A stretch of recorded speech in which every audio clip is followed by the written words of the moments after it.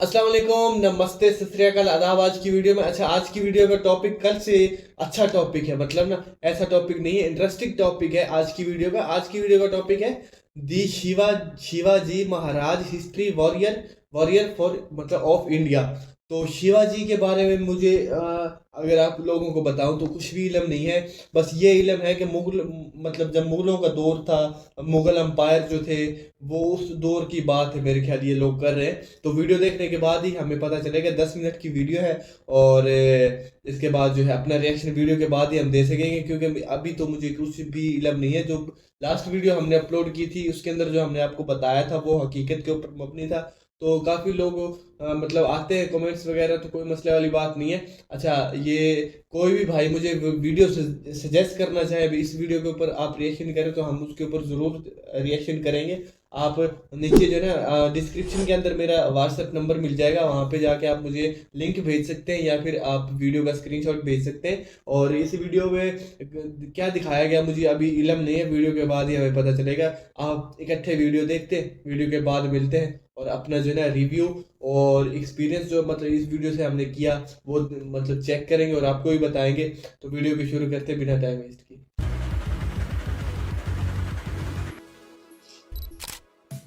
ये कहानी शुरू होती है आज से लगभग 500 साल पहले, जब लगभग पूरे भारत पर मुस्लिम सम्राटों का कब्जा था।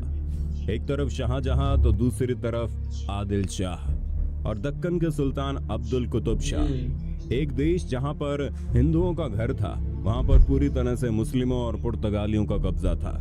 दक्कन के सुल्तान ने अपनी फौज में एक मराठा सेनापति नियुक्त किया था जो बहुत ही निर्भीक और पराक्रमी था, जिसका नाम था शाहजी भोसले। 19 फरवरी साल 1630 को शाहजी भोसले का मतलब ड्रामा भी देखा था मैंने। सभी लोग सोचते हैं अपने पिताजी की तरह ये बच्चा भी एक दिन मुस्लिम सुल्तान के फौज का सेनापति बनेगा, लेकिन नियति को कुछ और ही मंजूर था।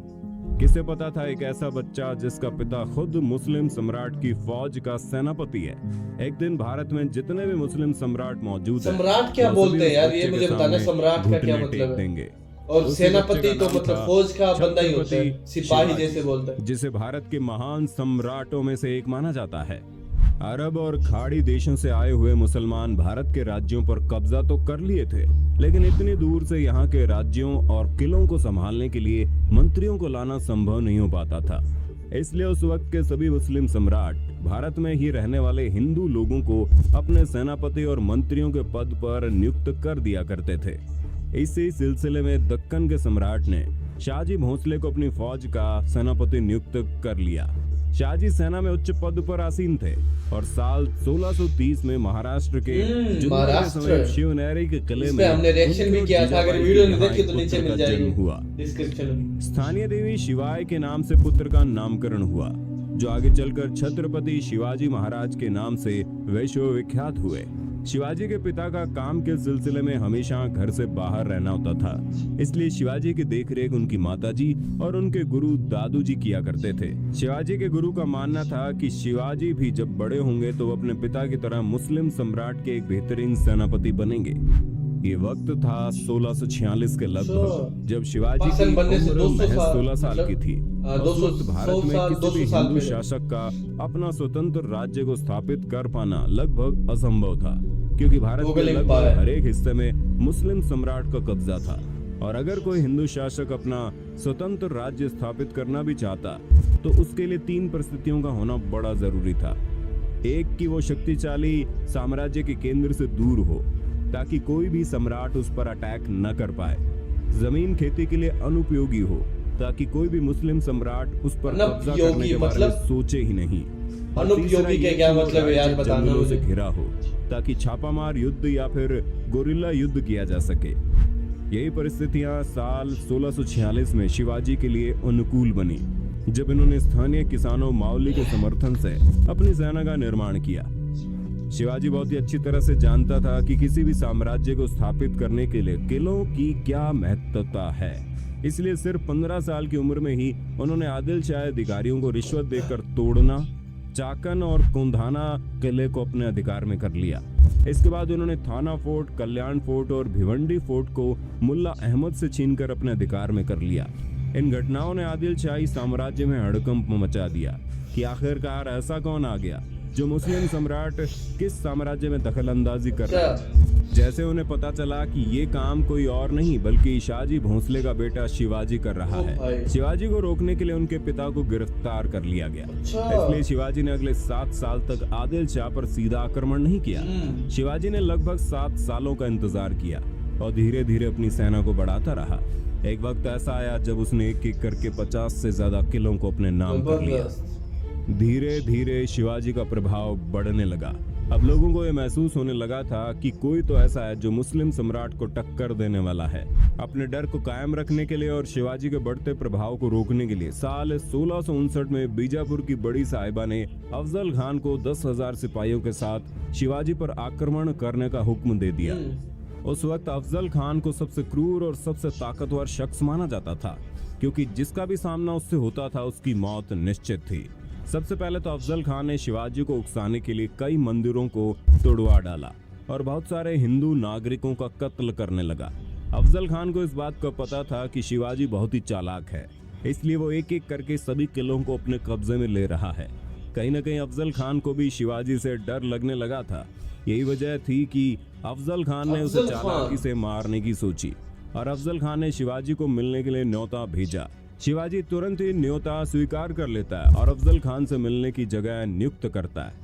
जैसे ही दोनों आमने सामने होते हैं, अफजल खान शिवाजी को गले लगाने के लिए आगे बढ़ता है और अपने चाकू निकालकर शिवाजी को मारने ही वाला होता है कि शिवाजी तुरंत अपनी कटार को निकालकर अफजल खान का पेट फाड़ देते हैं। इस जीत के बाद शिवाजी का नाम और ज्यादा मशहूर होने लगा। लोगों के मन में मुस्लिम सम्राट का डर लगभग खत्म होने लगा था। इस बार बीजापुर के सुल्तान ने शिवाजी को हराने के लिए अपने सबसे बेहतरीन सेनापति रुस्तम जवान को भेजा। रुस्तम जवान की भारी भरकम सेना ने शिवाजी के ऊपर हमला बोल दिया, लेकिन शिवाजी ने कम सेना की मदद से ही लड़ाई को चालाकी से लड़ते हुए रुस्तम जवान को सेना में शिकस्त दे दी। कुछ दिनों बाद आदिल शाह ने अपने सेनापति सिद्दी जोहार को भी भेज दिया। एक एक करके मुस्लिम सम्राटों ने शिवाजी को खत्म करने के लिए कई चालें चली, लेकिन उनमें से कोई भी कामयाब नहीं हो पाया और धीरे धीरे छत्रपति शिवाजी का राज्य विस्तार होता गया और उसकी सेना और भी ताकतवर होती चली गई। इसके बाद बीजापुर की बड़ी बेगम ने औरंगजेब से शिवाजी को पकड़ने के लिए विनती की। उसने अपने मामा शाहिस्ता खान को 1.5 लाख सैनिकों के साथ शिवाजी से युद्ध करने को भेजा। शाहिस्ता खान ने अपनी विशाल सेना के बल पर पुणे पर कब्जा कर लिया और शिवाजी के निवास स्थान लाल महल पर अपना बसेरा डाल दिया। शिवाजी ने चालाकी से अपने 400 सिपाहियों को साथ शादी के बारातियों के वेश में पुणे में प्रवेश कर लिया और रात के समय उन्होंने सीधे शाहिस्ता खान के ऊपर खतरनाक हमला बोल दिया।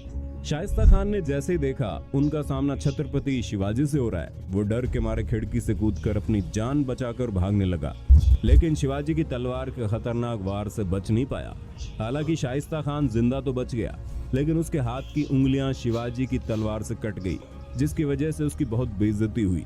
अब तक शिवाजी का साम्राज्य विस्तार बेहद ज्यादा हो गया था और उसकी सेना लगातार हो रही जीत की वजह से बेहद जोश में थी। शिवाजी ने साल 1664 तक कई मुगल सल्तनत पर हमला करके उसको तहस नहस कर डाला, जिसके बाद साल 1664 में औरंगजेब आग बबूला होकर 60 वर्षीय राजपूत सेनानायक मिर्जा राजा जयसिंह को अपने 1.5 लाख सैनिकों के साथ शिवाजी से लड़ने के लिए भेजते हैं। इस युद्ध में शिवाजी की हार हुई और उसे अपने खजाने से ढेर सारा पैसा हार के हर जाने के रूप में देना पड़ा। उन्हें अपने 9 वर्ष के पुत्र संभाजी के साथ आगरा जाना पड़ा।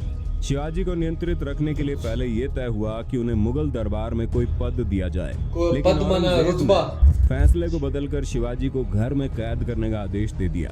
औरंगजेब नहीं जानता था कि यह गलती आगे चलकर बहुत महंगी पड़ेगी। शिवाजी ने पहले बीमारी का बहाना बनाया और अपने स्वास्थ्य को ठीक करने के आशीर्वाद के लिए साधु संतों और फकीरों को रोजाना मिठाई और उपहार भेजने की इच्छा जताई। एक दिन वो खुद श्रमिक के भेष में सामान के डब्बे में संभाजी को छुपाकर बाहर निकाला। वो मथुरा, काशी गया, पुरी के बाद गोलकुंडा और बीजापुर होते हुए रायगढ़ पहुंच गया। साल 1670 तक शिवाजी ने कई लड़ाइयां लड़ते हुए 4 महीनों के भीतर अपने राज्य का बड़ा हिस्सा मुगलों से वापस स्वतंत्र करा लिया। 1671 से 1674 तक औरंगजेब ने भरसक प्रयास किया कि कैसे भी करके शिवाजी को अपने अधीन कर लिया जाए, लेकिन वह ऐसा करने में पूरी तरह से असफल रहा। अपने उत्तम योद्धाओं जैसे दाऊद खान और मोहब्बत खान को शिवाजी से लड़ने के लिए भेजा, लेकिन सबको मुंह की खानी पड़ी। इसके साथ ही साल 1672 में अली आदिल शाह की मृत्यु हो गई और बीजापुर में 6 जून 1674 को हिंदू परंपराओं के साथ शिवाजी का राज्याभिषेक किया गया। वो मराठा के राजा बने और कई सदियों के अंतराल के बाद हिंदू रीति रिवाजों, तिलक, जनेऊ और वेदों के उच्चारण के बीच किसी राजा का राज्याभिषेक संपन्न हुआ। शिवाजी की महानता सिर्फ उनकी बहादुरी और युद्ध कौशल में नहीं थी, बल्कि वो एक योग्य प्रशासक भी थे। वो उस वक्त का इकलौता ऐसा राजा था जिन्होंने धर्म के आधार पर कभी किसी के साथ पक्षपात नहीं किया। उनके कई अधिकारी, यहाँ तक कि उनके व्यक्तिगत अंग रक्षकों में कुछ मुसलमान भी थे। उन्होंने कभी किसी नारी का निरादर नहीं किया, यहाँ तक कि युद्ध में हारे हुए दुश्मनों की स्त्रियों को भी सम्मान सहित वापस भेज देते थे। गोरिल्ला युद्ध, किलों का उपयोग और नौसेना का निर्माण भारत में पहली बार शिवाजी ने ही कराया था। उन्होंने 4 किलों और 2000 सैनिकों से शुरुआत की थी और उनकी मृत्यु के समय ये गिनती 300 किलों और 1 लाख से ज्यादा सैनिकों की हो गई। शिवाजी का स्वास्थ्य खराब हुआ। तेज बुखार और पेचिस की वजह से 52 साल की उम्र में उनकी मृत्यु हो गई।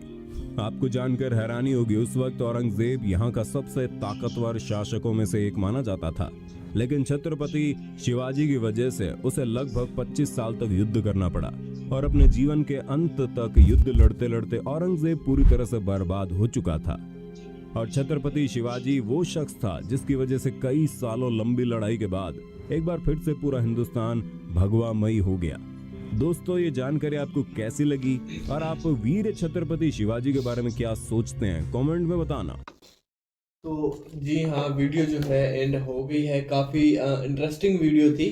इंटरेस्टिंग एक दो हवालों से, मतलब इंटरेस्टिंग अगर आप कहें तो गलत नहीं होगा, क्योंकि इन्होंने शुरू में जो बात की, अगर एज आ मुस्लिम और एज आ मतलब पाकिस्तानी जो है, वो कुछ लोग ये कहेंगे कि भाई ये तो इंडिया की सपोर्ट कर रहा है, तो आप इसको मतलब इसके ऊपर क्यों मतलब इसका साथ दे रहे हैं, एक बात। और दूसरी जो इन्होंने बात की, कहाँ तक मतलब ये हकीकत के ऊपर मबनी है, तो वो हम इसकी हिस्ट्री पढ़ेंगे और उसके बाद ही हमें पता चलेगा। आप मुझे कमेंट सेक्शन के अंदर बताना कि भाई ये वाकई ही मतलब इसके अंदर कितनी हकीकत होगी। हकीकत तो ऐसे तो वीडियो बंदा नहीं बना देता, हकीकत बात होती है तो वीडियो बनाता है ना।